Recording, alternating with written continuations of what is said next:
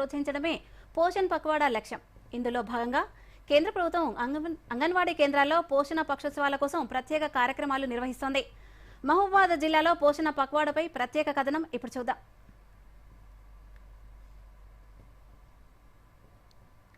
మహబూబాబాద్ జిల్లా కేంద్రంలోని అంగన్వాడీలో పోషణ్ పక్వాడా కార్యక్రమాన్ని నిర్వహిస్తున్నారు. ఈ కార్యక్రమంలో గర్భిణులు, బాలింతలకు సూచనలు, సలహాలు అందిస్తున్నారు. ప్రతిరోజు మధ్యాహ్నం అన్నం, పప్పు, గుడ్డు, పాలు అందిస్తున్నారు. అంతేకాకుండా అంగన్వాడీ కేంద్రాల్లో సీమంతాలు, అక్షరాభ్యాసాలు నిర్వహిస్తున్నారు.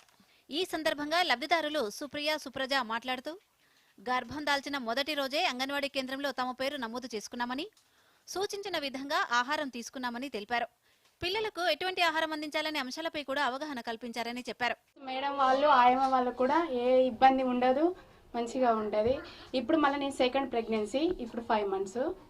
మళ్ళీ ఇక్కడే జాయిన్ అయ్యాను. మళ్ళీ ఇక్కడే ఫుడ్ తింటున్నా 24 అంటే స్కూల్ రోజు వచ్చి ఫుడ్ తింటున్నా ఎగ్స్, పాలు, మళ్ళీ ఫుడ్, అన్నం, రోజు ఒక కర్రీ అన్నీ తింటున్నా.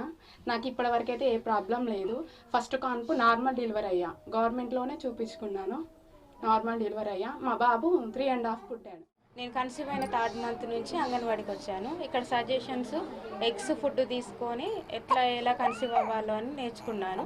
నేను గవర్నమెంట్ హాస్పిటల్ నార్మల్ డెలివరీ అయ్యాను. నా పాప 3 kgs 30 grams పుట్టింది. మళ్ళీ తర్వాత డెలివరీ అయిన దగ్గర నుంచి అక్క దగ్గరకు వచ్చి మళ్ళీ ఫుడ్, మిల్క్ తీసుకొని పాపకి ఏ విధంగా పాలు ఇవ్వాలి, ఏ విధంగా ఫీడింగ్ ఇవ్వాలి అనేది సలహాలు తెచ్చుకొని ఉన్నాను.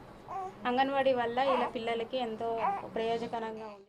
అంగన్వాడీ సూపర్వైజర్ మాట్లాడుతూ పోషణ్ పక్వాడాలో భాగంగా పిల్లలకు ఆకలి పరీక్ష నిర్వహించామని తెలిపారు. పిల్లల్లో ఎత్తు, బరువు నమోదు చేస్తున్నామని, లోపాలుంటే వైద్య నిపుణుల ద్వారా సాయం అందిస్తున్నట్లు వివరించారు. ఎస్ఎస్ఎఫ్ఈ ప్రోగ్రామ్ ఉంది. దానిలో ఫస్ట్ పోషణ స్థాయిని గుర్తించడం, అంటే ఆ గుర్తించిన పిల్లల్లో శామ్యామ్ పిల్లల్ని, ఆ తర్వాత పిల్లలకు ఆరోగ్య పరీక్షలు, ఆ తర్వాత ఎస్ఎస్ఎఫ్ఈలో జాయిన్ చేసుకోవడము, తర్వాత పోషకాహార చికిత్స, తర్వాత మందులు, మాత్రలు, అంటే అది మెడికల్ వాళ్ళు ఇస్తారు. ఆ తర్వాత పోషకాహార విద్య, ఎస్ఎస్ఎఫ్ఈలో జాయిన్ అయిన తర్వాత పిల్లల్ని ఫాలోఅప్ చేయడము, తర్వాత ఎస్ఎస్ఎఫ్ఈ నుండి విడుదల చేయడము, ఆ తర్వాత ఎస్ఎస్ఎఫ్ఈ నుండి విడుదలైన తర్వాత మళ్ళీ వాళ్ళ ఇళ్లకి వెళ్ళి మనం ఫాలోఅప్ చేయడం. ఈ విధంగా ఎస్ఎస్ఎఫ్ఈ ప్రోగ్రామ్ అనేది ఉంది. మహబూబాబాద్ సిపిడిఓ శిరీష మాట్లాడుతూ గర్భస్థ శిశువు నుంచి 2 ఏళ్ల పిల్లల వరకు 1000 రోజులుగా పరిగణలోకి తీసుకుని పలు అంశాలపై తల్లిదండ్రులకు అవగాహన కల్పిస్తున్నామని చెప్పారు. జిల్లాలో 380 అంగన్వాడీ కేంద్రాల్లో పోషణ పక్వాడా నిర్వహిస్తున్నట్లు తెలిపారు.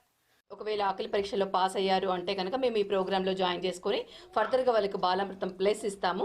ఆ తర్వాత ఒక 3-4 monthsలో వాళ్ళు వెయిట్ ఇంప్రూవ్ అవుతారు. ఒకవేళ కనుక పాస్ అవ్వకుండా ఫెయిల్ అయ్యి ఉంటే ఇమీడియట్గా మేము పిహెచ్సి కానీ మెడికల్ ఆఫీసర్కి రెఫర్ చేసి మేము హాస్పిటల్లో చూపించేసి ఫర్దర్ ట్రీట్మెంట్ ఇవ్వాలా లేదా ఎన్ఆర్సీకి రెఫర్ చేయడం అనేది డాక్టర్ గారు డిసైడ్ చేస్తారు. ఈ విధంగా ఈ 15 రోజుల కార్యక్రమాలు కూడా మన మైబాల్ ప్రాజెక్ట్ పరిధిలో చాలా అద్భుతంగా జరుగుతున్నాయి 380 సెంటర్లలో. Bureau report, Doordarshan news.